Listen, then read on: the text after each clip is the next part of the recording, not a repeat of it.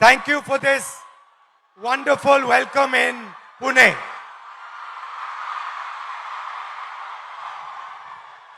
Today,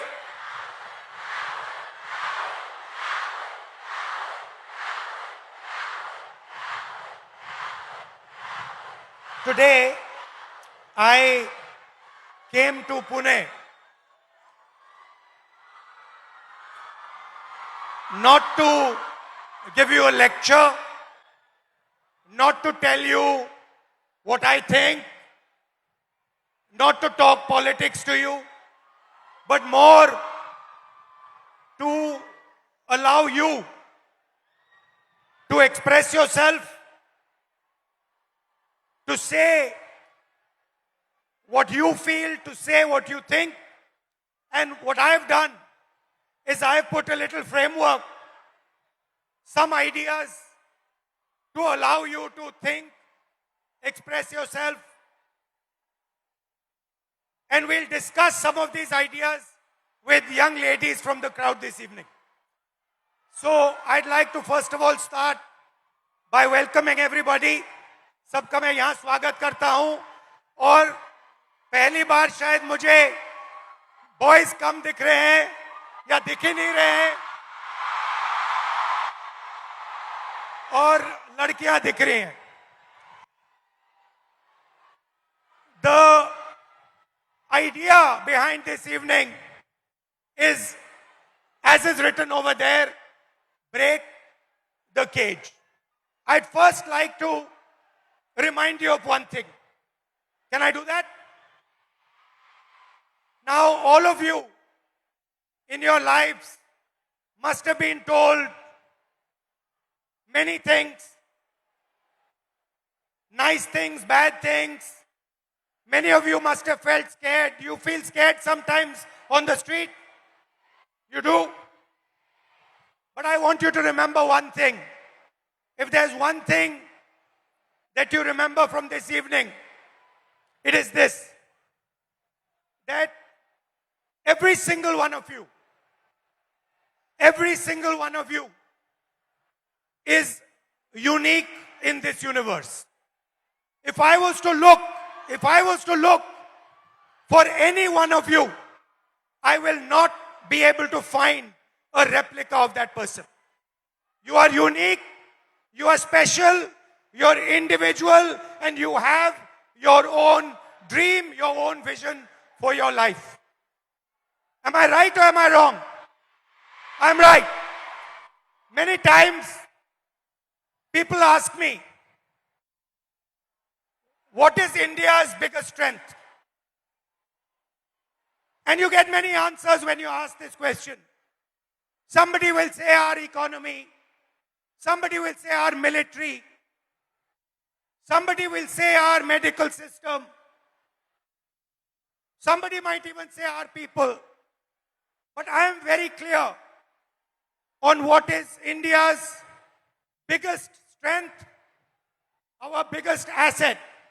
And that strength is 70 crore unique journeys, unique imaginations, unique dreams that the women of India are living. Somebody might say to me, well, there are 70 crore men. How do you say that 70 crore women are more important? What is your logic? My logic is the following. Women are by nature more sensitive, more gentle, more compassionate, and more forward-looking than men. And that is why I believe fundamentally that India's women, young, old, are India's biggest asset. Now, एक problem है, बहुत बड़ी problem है. Problem क्या है? Problem है कि whenever I speak to a man, women are put in 3 boxes.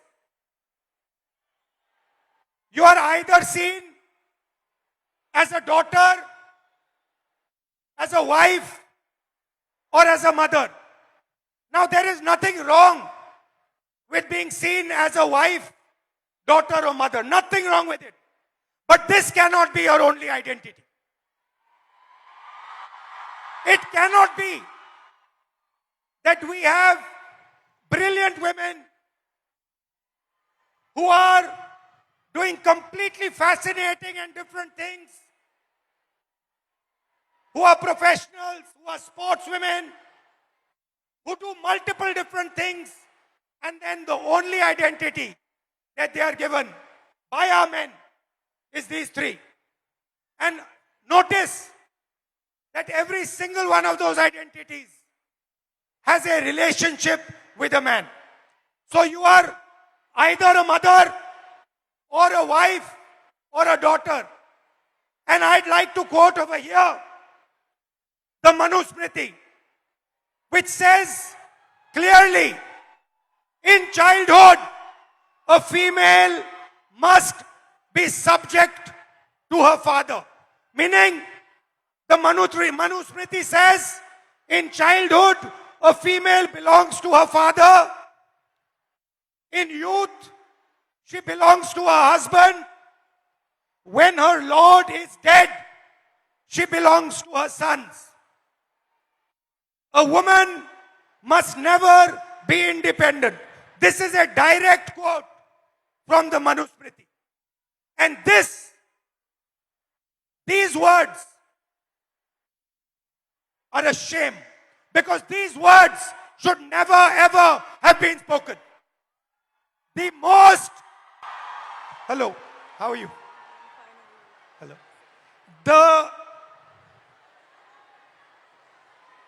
The biggest strength of this country is the fact that our women should be independent, should stand for themselves, should believe in themselves. You belong to nobody.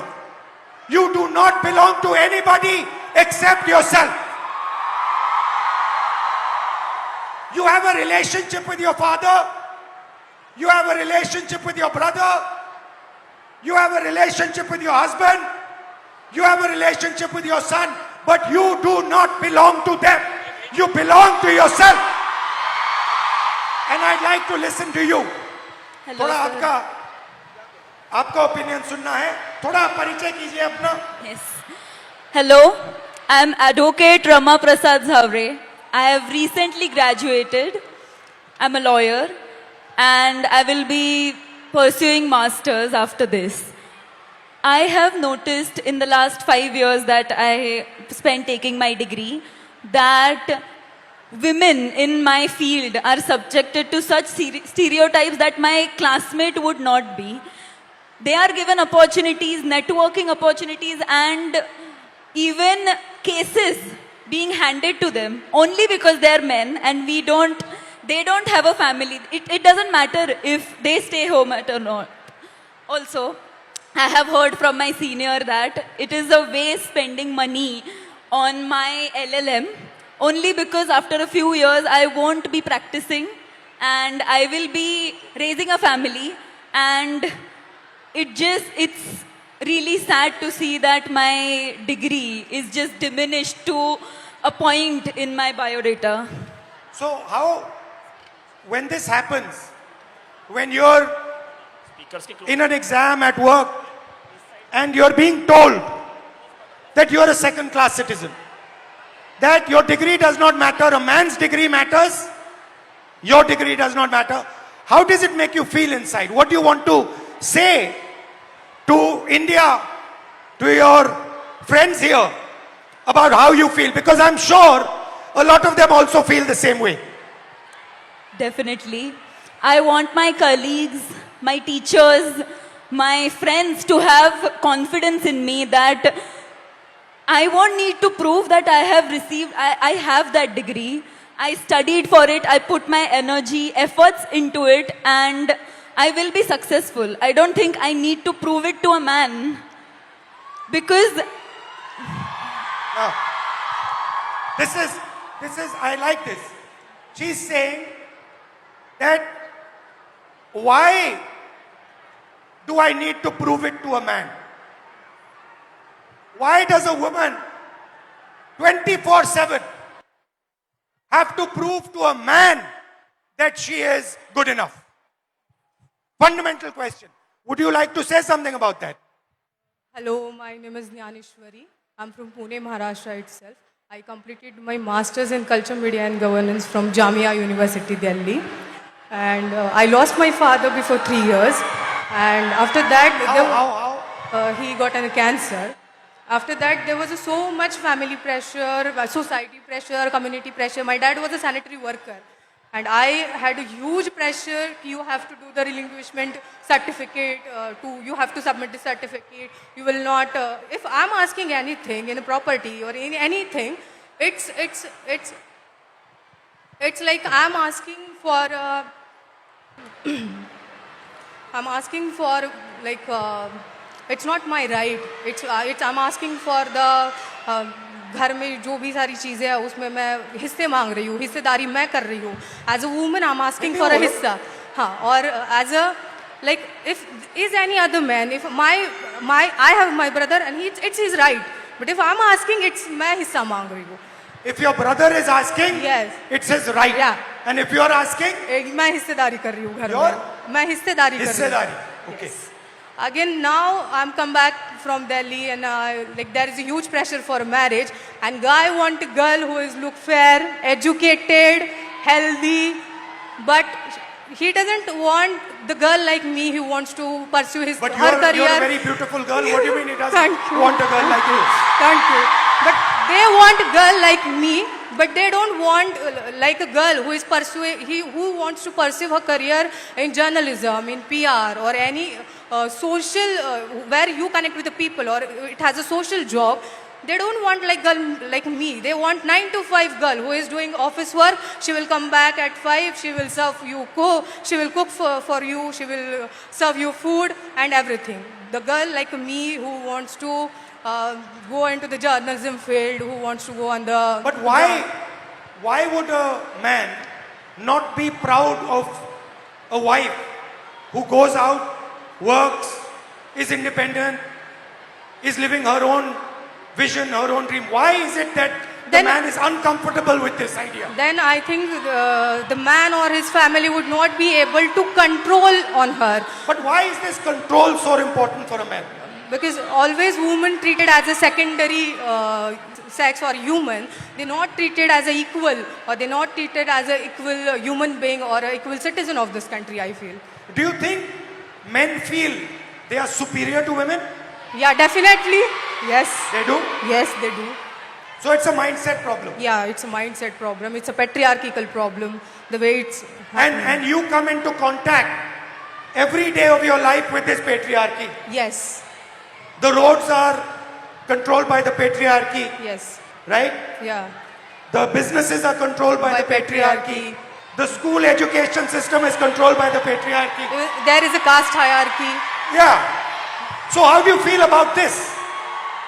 Like I just wanted to treat my education, or I wanted to look at my education it's a dignified thing. I wanted to treat myself as a human being, not as a secondary person or the citizen of this country. Do you get angry? Every day, You get every angry night. that what is going on? How is this Yes. happening? Yes, every day I got angry. Every night I started thinking about this, how it's like this. I'm educated. I completed my masters in Jamia. Still, I'm facing this. I'm an educated one. Still, I have to face this every day, every night, in every table conversation. It's every time. It's like, oh, you are the girl. You will you are a girl. You will get everything. It's not about, okay, you are educated, you have your own dreams, you have your own ideology, you can think, you have your own thoughts. It's not never like this. It's always like you are a girl, you are good looking, so any man will get married to you and you will have a good life. Right. Yeah. Well, thank you. Yes. Thank you. Nice to meet you. Thank you so much. Thank you, sir. So, we came up with the interesting word control. Do you feel that society tries to control you, men try to control you in everything that you do? So, here is a trap. And there are 4 methods of control. And I want to understand from you, have I got this right or have I got this wrong? The first method of control, violence. Second method of control, disrespect. Time is used against you.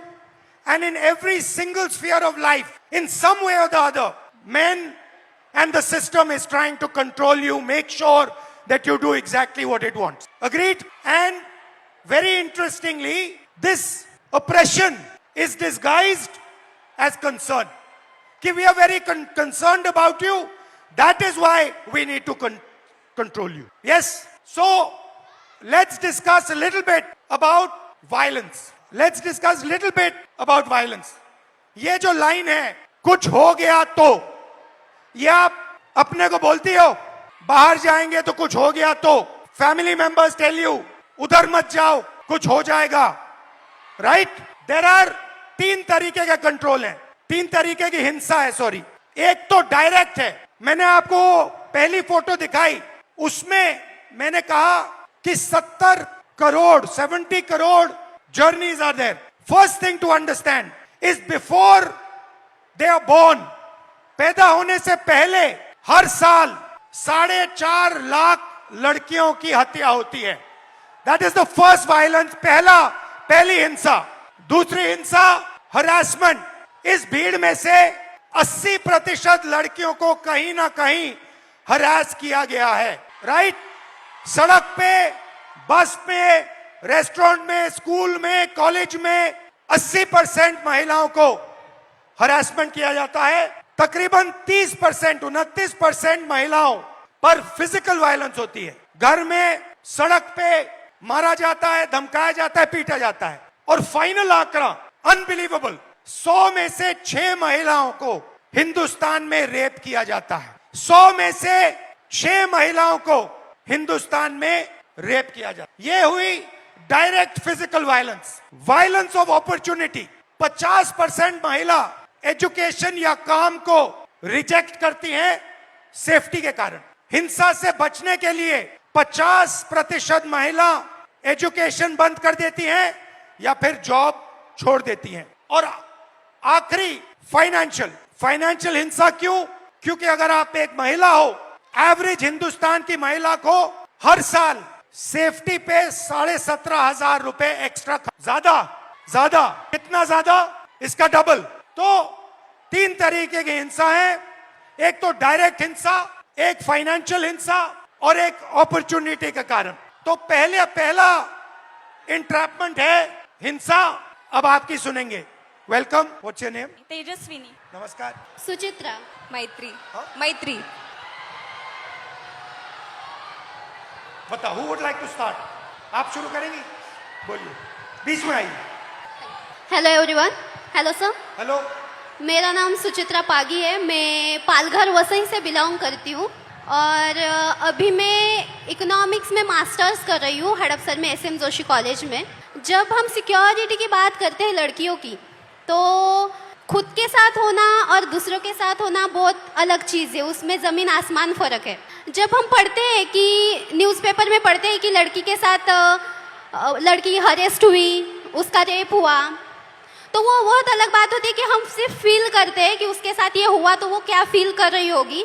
जब खुद के साथ होता है तो एक डर पैदा होता है मन में कि नहीं यार, लड़कों से बात नहीं करनी, लड़के बहुत स्केरी होते हैं. तो मेरी ही 15 साल पुरानी एक स्टोरी है. जब मैं 13 ईयर की थी, सिर्फ 8वीं कक्षा में थी, तो क्या हुआ, मैं 5 किलोमीटर गांव से दूर स्कूल में चल के जाती थी और उस टाइम गाड़ी वगैरह ऐसा कोई फैसिलिटी ज़्यादा नहीं थी. तो शाम को जब स्कूल छूटा तो मैं आई और चौराहे पर 3 लड़के थे. लिटरली वो बहुत ज़्यादा ड्रंक थे और उनका एज भी 25 साल से आगे था. तो कितने थे वो? 3 लोग थे. 3 लोग. और वो मैरिड थे और मेरे साइड वाले गांव के ही थे वो आप लड़के. जानते थे उनको? नहीं, हम जानते नहीं थे, लेकिन वो साइड वाले गांव के ही लड़के थे. तो क्या हुआ, उन लोगों ने हमें घेरा, मैं और मेरी दोस्त थी, और उन्होंने हमें छेड़ा. लिटरली मतलब पास आ रहे थे और ऐसे कमर को हाथ लगाना, और हाथ लगाने के लिए आ रहे थे, तो मैं बहुत ज़्यादा डर गई कि ये क्या हो रहा है। तो उस टाइम पे समझ में नहीं आ रहा था कि मैं क्या करूं, तो मैं भाग गई। तो मैंने अपने पापा से कहा। आपकी फ्रेंड भी भाग गई?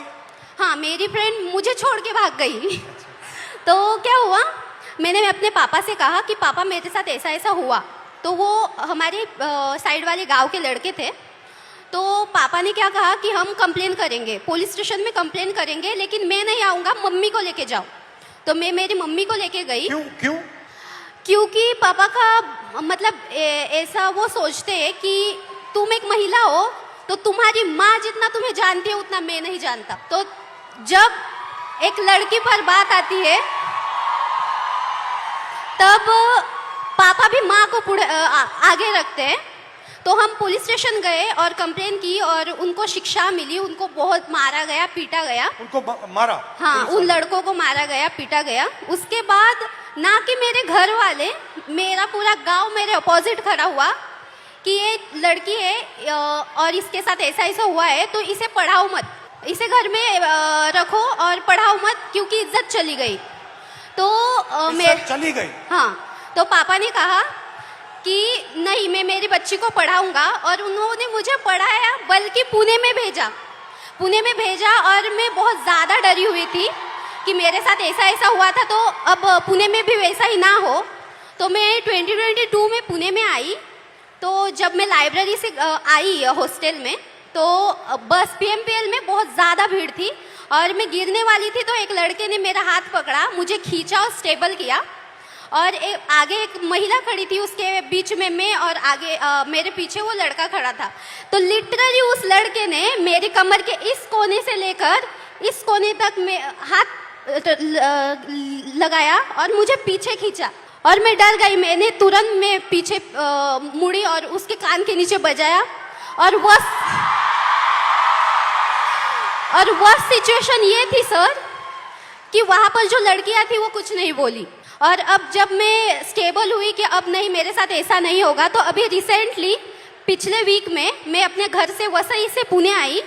पुणे स्टेशन से ट्रेन पर मैं उतरी और वहाँ पर एक ड्रंक आदमी था, वो सामने से आया और लिटरली मेरे यहाँ पर ब्रेस्ट के नीचे छुआ उसने। तो मैंने उसके हाथ को पकड़ा और उसे मारा। वहाँ भी महिलाएं थी, वहाँ पे भी लड़कियाँ थी, महिलाएं थी, लेकिन वहाँ भी उन्होंने कुछ नहीं बोला। मतलब ऐसी सिचुएशन है हमारे इंडिया में, महाराष्ट्र में, कि लड़की के साथ ऐसा होता है तो भी कुछ लड़के होते हैं, लड़कियाँ होती है, वो अपने बहनों की तरफ नहीं बोलती, वो सिर्फ तमाशा देखती रहती है। तो मुझे यही सबसे बोलना है कि बहनों, भाइयों, प्लीज सपोर्ट करो और अपने सामने कुछ ऐसी सिचुएशन आ रही होगी तो प्लीज सपोर्ट करो और उसको बचाओ। मेरे साथ जो हुआ वो किसी लड़की के साथ नहीं होना चाहिए। और मैं बताना चाहूँगी सर कि अभी जो मेरे साथ जो इंसिडेंट्स हुए, तो मैं बहुत ज़्यादा डरती हूँ लड़कों से। मेरे मन में एक डर बैठा हुआ है कि लड़के सब ऐसे ही होते हैं, लेकिन आई एम सॉरी टू से, बट सारे लड़के ऐसे नहीं होते ना। Thank you. मेरा नाम तेजस्विनी है। मैं फैशन टेक्नोलॉजी में मास्टर कर रही हूँ, अभी 2nd ईयर में हूँ। मैं एक छोटे से गांव से आती हूँ। हम 4 बहनें हैं और एक छोटा भाई है। मैं आफ्टर 10 जब पुणे आई तो बेसिक तक का एजुकेशन है वो पूरा किया। कुछ रिश्तेदार, घर वाले, मेरी सिस्टर्स की सपोर्ट के बेसिस पे। पर आफ्टर दैट मैं आगे पढ़ना चाहती थी, तो मेरे घर वाले बोले कि अगर तुम्हें पढ़ना है तो अब शादी कर लो और पति के घर जाके जो करना है वो कर लो। देन आई डिसाइडेड कि नहीं, मैं नौकरी करूँगी और पढ़ूंगी। तो अभी 5 साल से मैं नौकरी कर रही हूँ और साथ में पढ़ाई कर रही हूँ।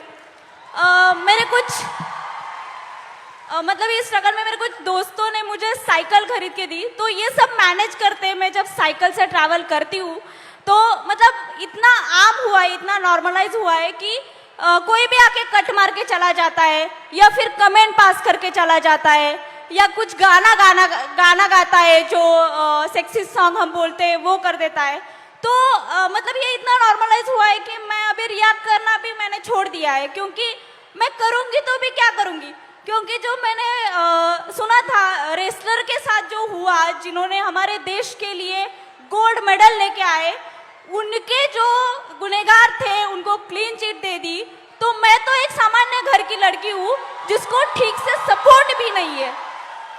और मुझे और एक बात कहनी है, क्योंकि मैं जैसे मैंने कहा गांव से आती हूँ, तो मैंने अपने 10th तक की जो एजुकेशन है वो गवर्नमेंट स्कूल्स में की है, जो कि अभी 90,000 के ऊपर स्कूल बंद हुए हैं। और मेरी सारी बहुत सारी लड़कियां हैं जो वही स्कूल में पढ़ती है, और उनका अभी वहाँ पढ़ना बहुत मुश्किल हो जाएगा, क्योंकि कौन सी भी माँ अपनी छोटी सी बच्ची को 10 किलोमीटर आगे नहीं भेजेगी। मेरा 10th तक का हुआ तो मैं यहाँ तक आ गई, पर पता नहीं जिनके स्कूल बंद हुए हैं उनका क्या होगा। तो मेरी बस इतना ही कहना है। My name is Maitri.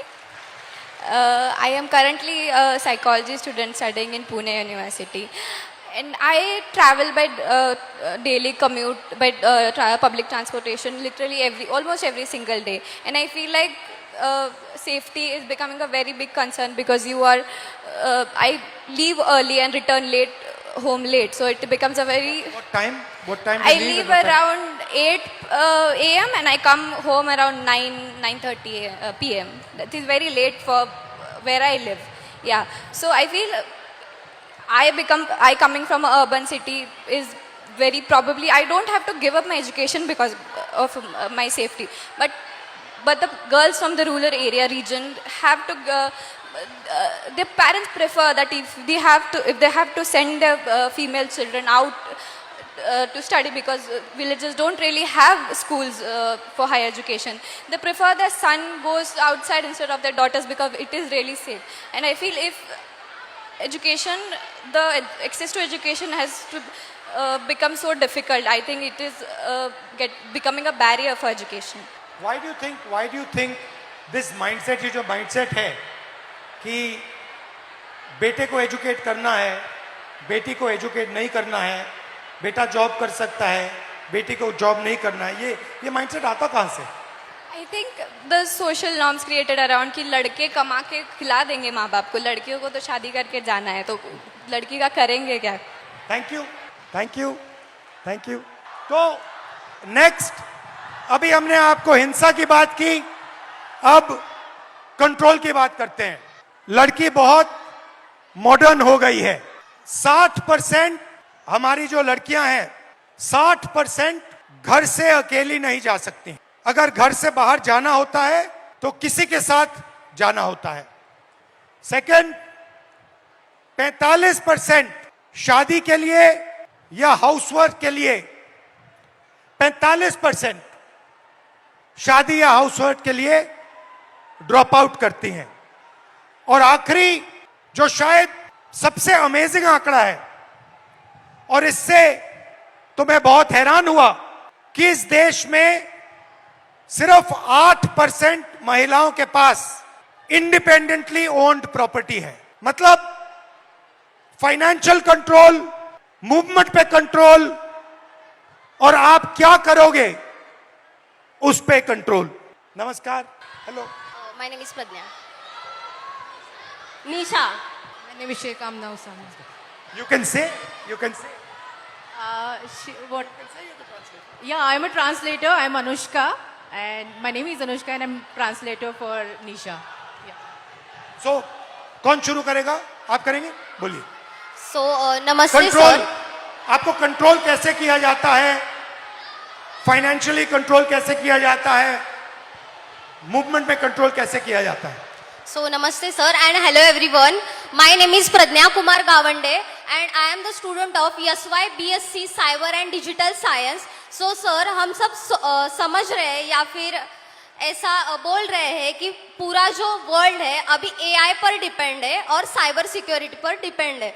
तो मुझे पहले से ही साइबर सिक्योरिटी ये कोर्स करना था, बट ये कोर्स गवर्नमेंट कॉलेजेस में अवेलेबल नहीं है और पुणे के रेपुटेटेड कॉलेज की फीस अराउंड 3 लाख मतलब एनुअल फीस है सर ये, जो कि मैं अफोर्ड नहीं कर सकती। मेरे पापा ड्राइवर है और मम्मा हाउसवाइफ है मेरी, मुझे एक छोटी बहन भी है। और इसके अलावा मैं बच्चों को इवनिंग ट्यूशन्स वगैरह पढ़ाती हूँ। क्लिनिक में एज अ रिसेप्शनिस्ट में काम करती हूँ, जिससे मेरा ट्रैवलिंग वगैरह मैनेज हो जाता है। तो मैंने मेरा डिसीजन चेंज करके दूसरे कॉलेज में एडमिशन लिया, जहाँ पे मुझे साइबर सिक्योरिटी स्कॉलरशिप के साथ नहीं मिल रहा था, तो मैंने दूसरा कोर्स ले लिया, cyber and digital science. So sir, मैं क्विक हिल फाउंडेशन की तरफ से साइबर अवेयरनेस करती हूँ, और मुझे बच्चों की प्रॉब्लम्स ये समझ आ रही है, महिलाओं की प्रॉब्लम्स ये समझ में आ रही है कि एआई के द्वारा उनके फोटोज बहुत अश्लील मतलब वे से एडिट करके उनको डिमांड की जा रही है कि अगर आप मुझे इतने इतने पैसे नहीं दोगे तो मैं आपके फोटोज सोशल मीडिया पर डाल दूंगा।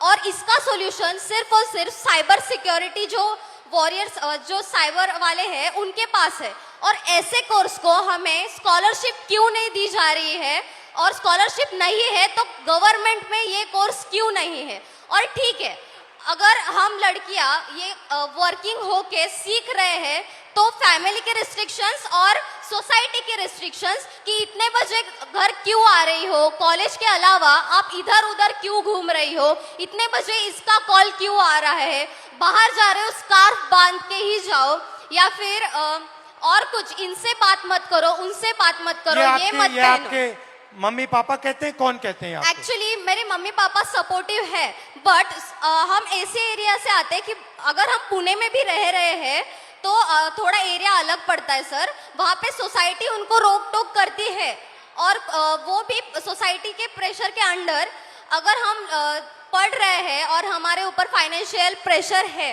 तो हम करियर पर या फिर हमारे जो स्टडीज पर कैसे फोकस कर सकते हैं। और दूसरी बात यह है कि अगर हम काम कर रहे हैं तो हमें ये सब रेस्ट्रिक्शंस, ठीक है, अगर मैंने माना कि ये हमारे सेफ्टी के लिए है, बट ये तो डायरेक्टली हमारे फ्रीडम पर वार हो रहा है। मैं नहीं चाहती कि मुझे एक स्पेशल फेवर वगैरह मिले, बस मुझे एक फेयर चांस चाहिए सीखने का और खुद के पैरों पर खड़े होने का। Very that's it, good. Thank you sir. Thank you. मेरा नाम शेख आमना उसामा है। मैं SY BA में हूँ, पॉलिटिकल साइंस है मेरा मेजर सब्जेक्ट। मैं भिवंडी से आती हूँ, और मैंने देखा है भिवंडी में नॉट ऑल बट कुछ पेरेंट्स तो ऐसे हैं जो सिर्फ अपनी बच्चियों को इस वजह से नहीं पढ़ा रहे क्योंकि वो लड़कियां हैं। उनको यही बोला जाता है कि अरे तू लड़की है, पढ़कर क्या करेंगी। उनको ऐसा लगता है कि ये पढ़ेंगी तो ये इकोनॉमिकली इंडिपेंडेंट हो जाएंगी, और वो उनको इकोनॉमिकली डिपेंडेंट रखना चाहते हैं because they want to enjoy the patriarchy और कंट्रोल ओवर देम। उसके अलावा सेकंड थिंग ये कि my parents are very supportive. उन्होंने इतना कुछ होने के बाद भी मुझे बहुत सपोर्ट किया है और पुणे पढ़ने के लिए भेजा। पुणे में मैं एक UPSC एस्पिरेंट हूँ, तो मुझे क्लासेस जाने के लिए, कोचिंग क्लासेस जाने के लिए मैं पब्लिक ट्रांसपोर्ट का यूज़ करती हूँ। पब्लिक ट्रांसपोर्ट में भी लड़कियाँ इतना अनसेफ फील करती है कि कभी कभी ऐसा होता है कि अगर आप बस में चढ़ो और कोई आदमी के पास एक सीट खाली है बस की, तो आपको 10 मरतबा सोचना पड़ता है कि मैं बैठूं या मत बैठूं, मैं रुकूं कि कोई महिला के बाजू में सीट खाली हो जाएंगी, मैं उधर जाके बैठूं। तो ये सीट मिलने के बाद भी बैठने के लिए 10 मरतबा सोचना पड़ता है। सेकंड थिंग, जब हम देखते हैं कि बस बहुत ज़्यादा फुल है, हद से ज़्यादा रश हो गया है, तो भी सोचना पड़ता है कि अरे जाए या मत जाए, कोई छेड़ देगा, कोई बैग टच कर लेगा, तो ये एक टेंशन रहता है। इसका अपोजिट, अगर बस पूरी खाली है तो भी जाने से डर लगता है। मतलब आपको क्या करना है, आपको भरी हुई बस में चढ़ना नहीं है, आपको खाली बस में चढ़ना नहीं। मतलब हमने पब्लिक ट्रांसपोर्ट को भी ऐसा बना दिया है ना कि गर्ल्स को सेफ फील ही नहीं होता है। तो मैं गर्ल्स से भी और बॉयज से भी कहना चाहूँगी कि अगर आपकी वजह से लड़कियां अनसेफ फील कर रही है तो आप ही का काम है कि उनको सेफ भी फील कराए। अगर किसी के साथ ये होता हुआ देखे तो प्लीज़ उसके अगेंस्ट में आवाज़ उठाए, एक दूसरे को सपोर्ट करें, बिकॉज हम ये नहीं चाहते कि हमें बहुत ज़्यादा अपॉर्चुनिटी चाहिए, बट जितना हमारा राइट है इक्वल अपॉर्चुनिटी हम भी डिजर्व करते हैं। हेलो राहुल जी, मैं आपको सबसे पहले बताना चाहूँगी कि मैं सुबह से मुझे बहुत बुखार है, लेकिन उसके आगे की बात ये है कि मैं जो मांजरी में पिछले 10 दिनों से भूख हड़ताल चल रहा है, जो मेरे भाई बहन जो अनशन पर बैठे हैं वहाँ से मैं आई हूँ। तो मुझे कहाँ बैठे हैं? मांजरी में, पुणे में ही। अच्छा, और क्या कारण क्या है? जो हमारी मांगे है वो इसमें लाई है, मैं आपको आगे बोलो। तो हमारी मांग है कि हमें शिक्षा चाहिए, और मैं आपको मराठी में समझाऊंगी ताकि मैं जो ताकि मेरी बात है वो अकेली निशा की नहीं है, वो सब ट्राइबल स्टूडेंट की है, पूरे देश की है, पूरे महाराष्ट्र की है. इसलिए मैं आपको मराठी में बात करके बताऊंगी. जो आम्ही जे उपोषणासाठी बसलेलो आहोत, आमचे भाऊ आणि त्याच्यामध्ये आमच्या 2 बहिणी देखील बसलेल्या आहेत. आणि त्यातलीच एका बहिणीची तब्येत खूप नाजूक झाली, तिला आज हॉस्पिटलमध्ये नेलंय. आणि हे सगळं असताना देखील जेव्हा आमचे प्रतिनिधी मंत्रालयामध्ये गेले तर तेव्हा जे आमचे जे आदिवासी विकास विभागाचे मंत्री आहेत ते काय बोलले असतील तुम्हाला सांगितलं तर तुमच्या अंगावर काटा येईल.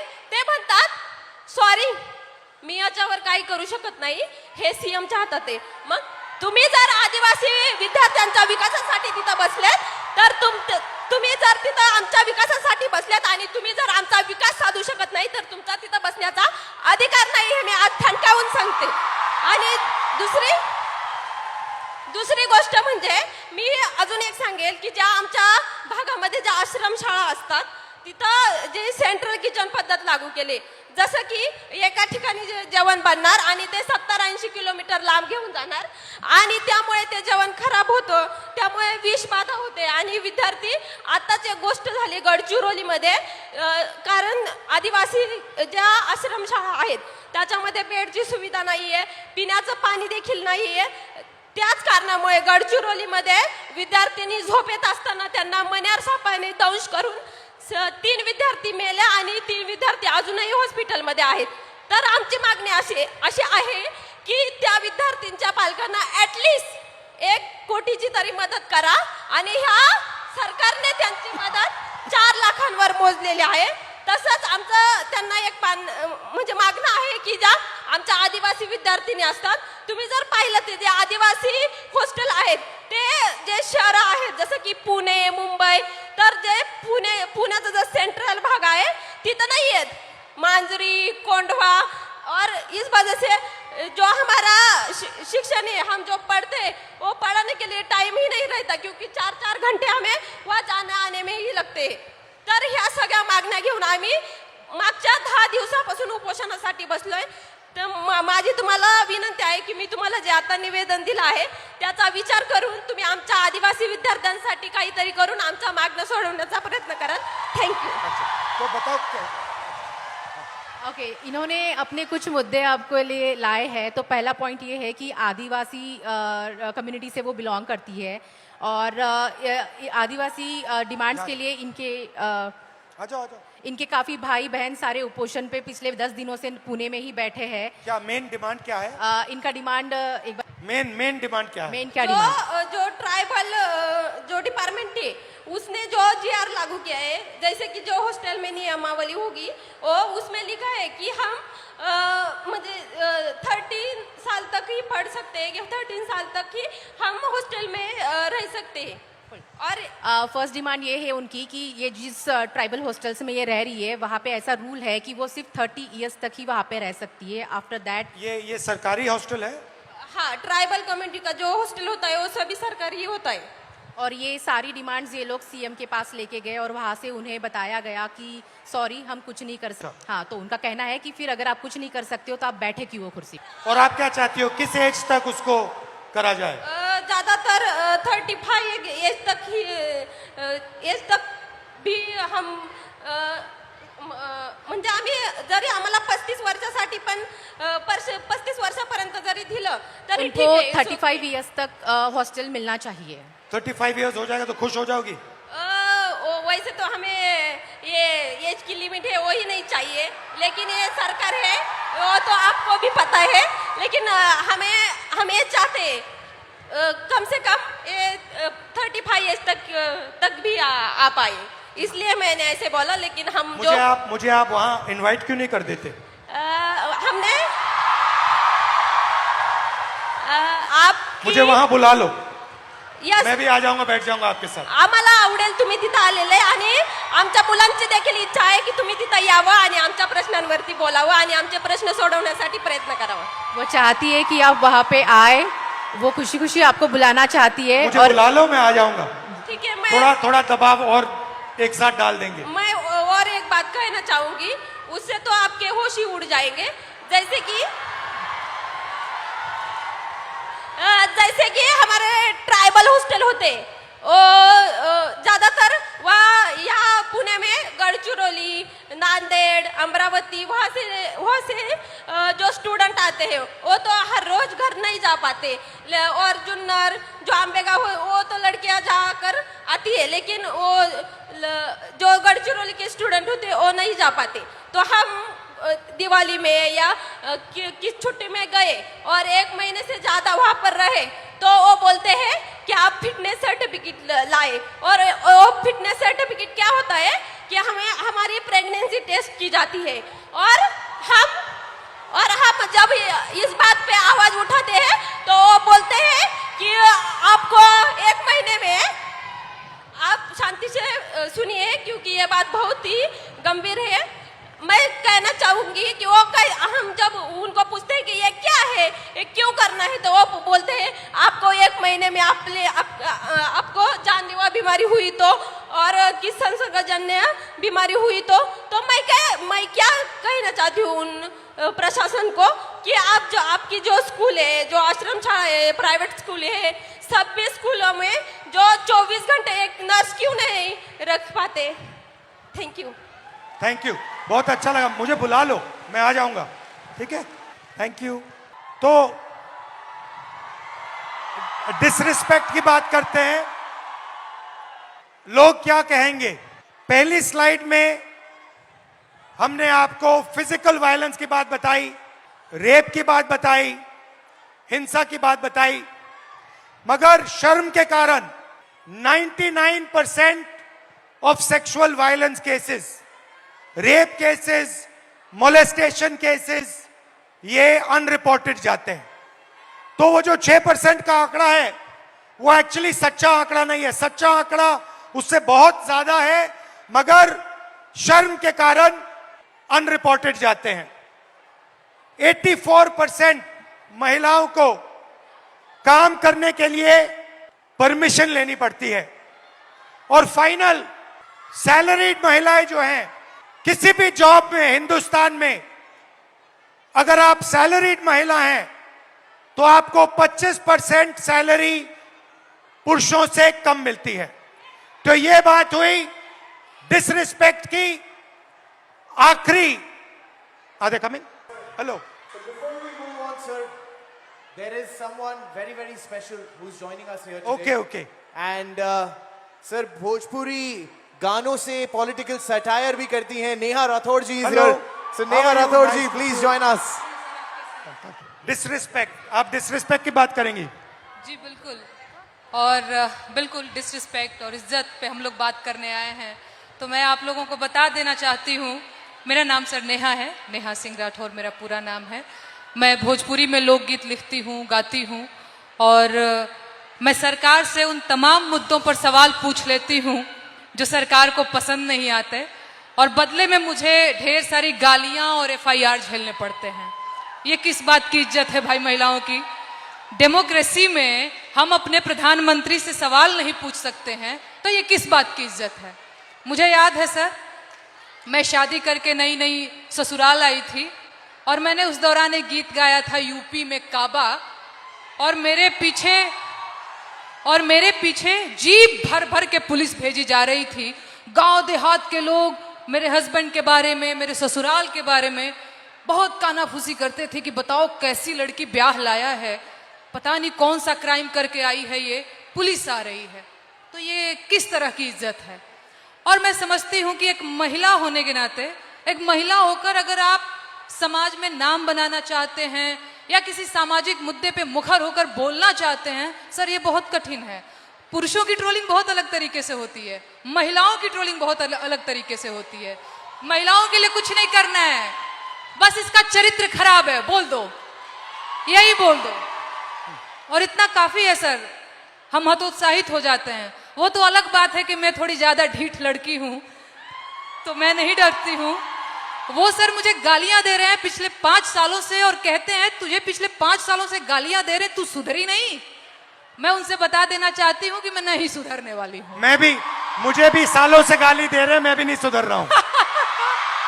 बिल्कुल बिल्कुल सर।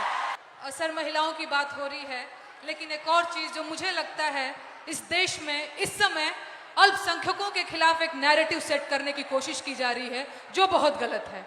उनकी वतन परस्ती पे बात आ गई है, उन्हें आतंकवादी कहा जाता है, उनके देश प्रेम पर सवाल उठता है। Thank you very much, lovely, शुक्रिया, बहुत अच्छा शुक्रिया मुझे ये मंच देने के लिए, बहुत धन्यवाद sir. Thank you and come and see me sometime. And final ताला, फाइनल कंट्रोल, समय का अब शादी की उम्र हो गई है। Time is weaponised. एवरेज जो महिला है, जो लड़की है 15 से 29 साल की, वो एवरेज घर में 5.5 घंटे काम करती है। उसी घर में एवरेज लड़का 30 मिनट काम करता है। लड़का बाहर जा सकता है, लेट आ सकता है, कभी भी बाहर जा सकता है, मगर आप लोगों को 8 बजे शाम वापस आना पड़ता है, कर्फ्यू होता है। Right right. और फाइनली एज लिमिट के बाद जो लड़के होते हैं एग्जाम्स 1, 2, 3, 4 बार ले सकते हैं, मगर मैरिज एज 23 साल होती है। और जो लड़कियां हैं, जो गर्ल्स हैं, उनको ज्यादा से ज्यादा एक मौका मिलता है, क्योंकि फिर उनको कहा जाता है अब शादी का टाइम आ गया है, अब एग्जाम मत कीजिए, अब शादी कीजिए। तो हेलो, हाउ आर यू? आप कैसे हो? What's your name? I am Sharayu Chopde and I am pharmacist. Okay. And आज यहाँ पर मैं सारे एमपीएससी एस्पिरेंट की आवाज बन के आपके सामने आई हूँ। बताइए। हमारा सर पेपर लीक हो गया है। एमपीएससी इज अ कॉन्स्टिट्यूशनरी बॉडी और इसको दबाया जा रहा है। 22 मार्च को हमारा एग्जाम हुआ था और 20 मार्च को पेपर लीक हो गया। जब पता चला पेपर लीक हुआ है तो एमपीएससी ने डिनाई कर दिया। फिर एफडीए कमिश्नर और एमपीएससी को खुद जाके हम मिले, ये पूरा वायरल हो गया। तब सिर्फ कंप्लेंट की है, अभी सीआईडी के पास गया है और अभी उसको दबाया जा रहा है। बहुत सारे ऑफिसर्स के नाम आए हैं, बहुत सारे अधिकारियों के नाम आए हैं और इसको सप्रेस किया जा रहा है। We want justice, we want transparency, we want fair examination, because यहाँ पे जितने भी बच्चे हैं वो बहुत दिन रात पढ़ाई करते हैं। Pune is MPSC hub. Maharashtra के कोने कोने से यहाँ पर वो एमपीएससी देने के लिए, अधिकारी बनने के लिए आते हैं। तो जब हुआ तो आपको कैसा लगा? बहुत खराब। हमारा तो दिल टूटा। एज अ वुमन हमें मैरिज का प्रेशर रहता है, घर वालों का प्रेशर रहता है, सोसाइटी का भी प्रेशर रहता है हमें। और जब पेपर लीक होता है तो लड़कियों पर असर अलग होता है, पुरुषों पर अलग होता है, क्योंकि आपकी डेडलाइन होती है, उनकी डेडलाइन नहीं होती है। हमारा तो पूरा करियर खत्म होने के चांसेस रहते हैं 100%। सर ये पेपर लीक कितने हो क्यों रहे हैं? ये इंक्रीज हो गए हैं, बढ़ते जा रहे हैं, जो ये बढ़ क्यों रहे हैं? क्या लगता है आपको? बोलो क्या मैं क्लियर? जिसको पकड़ा हुआ है, जिसका नाम आया है, वो अभी गुजरात में फरार है। अच्छा, यस। और कुछ बोलना चाहिए? अभी तो बहुत कुछ बोलने का मैंने, टाइम लिमिट है। Don't worry, time is there. Back to back paper leak हो रहे हैं और वो जाके उधर फरार हो रहे हैं जिधर उनका पता ना लगा सके। अभी ये पॉलिटिकल हो जाएगा सर। ज्यादा पॉलिटिकल मत बोलो। हाँ, बेटर नॉट डू पॉलिटिकल। इसीलिए तो चुप हूँ मैं सर। हमें री एग्जाम चाहिए सर, आप कुछ तो बोलो। यहाँ पे बहुत सारे एमपीएससी के एस्पिरेंट्स आए हैं, उनको सिर्फ एक ही उम्मीद है कि आप री एग्जाम के बारे में कुछ तो बोलोगे। मुझसे क्या चाहते हो? मैं क्या करूं इस पे? आप हमारे साथ रहिए, आप हमें सपोर्ट कीजिए। जो हमारे साथ अनफेयर हुआ है उसको प्लीज, उसको कुछ तो कीजिए। हमारा वो रद्द होना चाहिए। नायब तहसीलदार के लड़का लड़की वो टॉप 5 में है, उनका अगर पिछला रिजल्ट देखा ना, उनको कुछ भी नहीं है, वो A ग्रेड D ग्रेड में है। ठीक है, थोड़ा डिस्कस करेंगे, फिर मुझे बताना एग्जैक्टली कैसे मदद कैसा हुआ? यस, मैं आपको पूरे स्क्रीनशॉट्स, वो जो है प्रूफ, वो सब मैं आपको दिखा दूंगी। ठीक है, थैंक यू। वेलकम, बहुत थैंक यू अच्छा सो लगा मच आपसे सर। मिलकर, थैंक यू। तो शुरुआत में मैंने कहा कि एक माइंडसेट है, मनुस्मृति का माइंडसेट, महिलाओं को दबाने का माइंडसेट, और मैं थोड़ी छोटी सी वीडियो आपको दिखाना चाहता हूं और फिर इसके बाद आपसे एक सवाल पूछना चाहता हूं। ये 50 करोड़ की गर्लफ्रेंड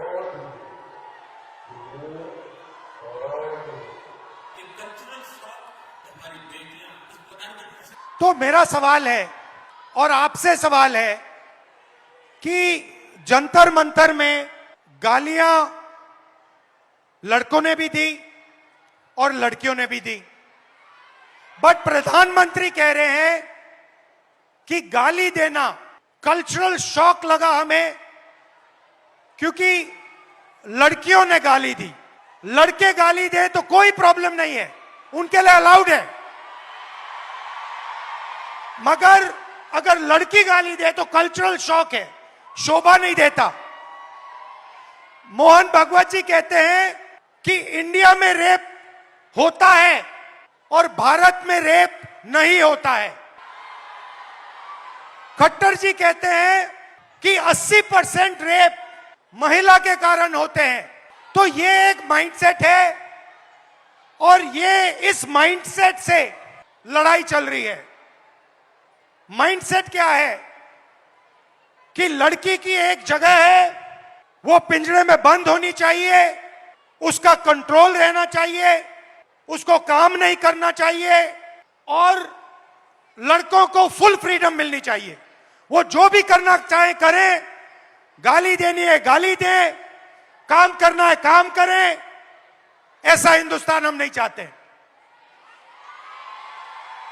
हम न्याय चाहते हैं, सबकी रिस्पेक्ट होनी चाहिए, सबकी रिस्पेक्ट होनी चाहिए, लड़कों की होनी चाहिए, लड़कियों की होनी चाहिए। और ये जो आपके दिल में है, जो डर है, इसको जल्दी से जल्दी मिटा देना चाहिए हमेशा के लिए। तो आइडिया क्या है? ये जो महिलाएं हैं, जो लड़कियां हैं, ये हिंदुस्तान की स्ट्रेंथ है। आप इस देश की फाउंडेशन हो, आप इस देश के फ्यूचर हो। आपको पेट्रियार्की दबाती है, डराती है, धमकाती है, कंट्रोल करती है। मिलकर इस पेट्रियार्की को खत्म करना है। Smash the patriarchy. And my message to you, simple message, be loud, be proud and fight for your space in society. Hello, we'll do it. I'll just do it. Hello.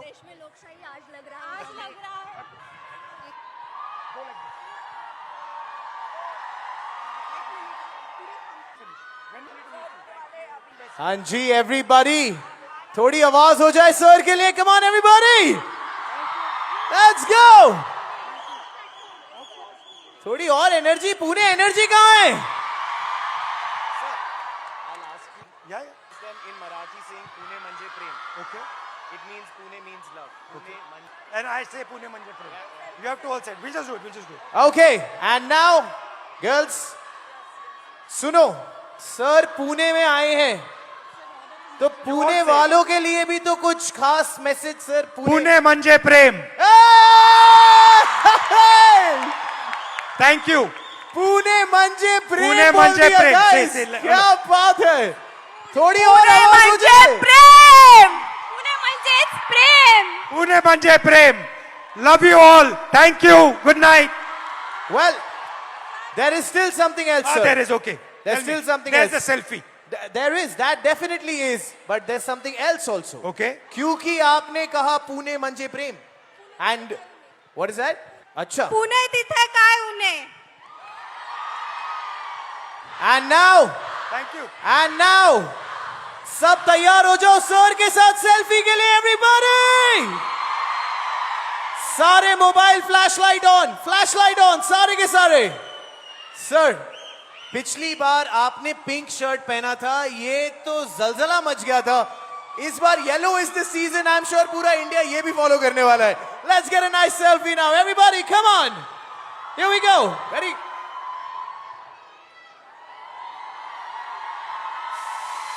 You want to press this button? Only this one. Yes, sir. This one. Yeah. Come on, Pune! Thank you. And on that note, thank you, sir. We truly, truly, truly love you. Thank you. And you are the person we look forward to do anything Thank and you very everything. much. Thank you for being Thank here, you. sir. And thank you everybody. Thank you for a lovely evening. Come. Really? She wants to come. Oh my God.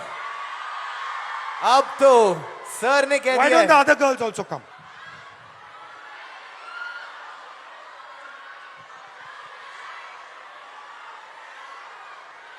ऐसे ही नहीं कहते कि sir बड़े दिल वाले हैं, सारे आ गए. Everyone is here. Come on. We do a selfie. Come.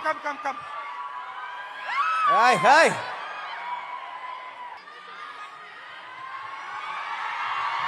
What's your name?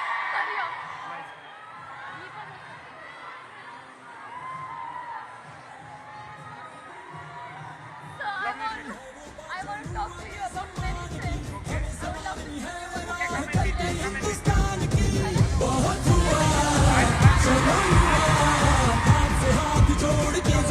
And on that note, Pune, मजा आया तो आवाज हो जाए. एक कल्चरल शॉक. हमारी बेटियां इस प्रकार की भाषा कैसे बोल सकती? क्या बेहतरीन दिन रहा है सारे लड़कों को वहां पे. Thank you brothers. Thank you. Good night.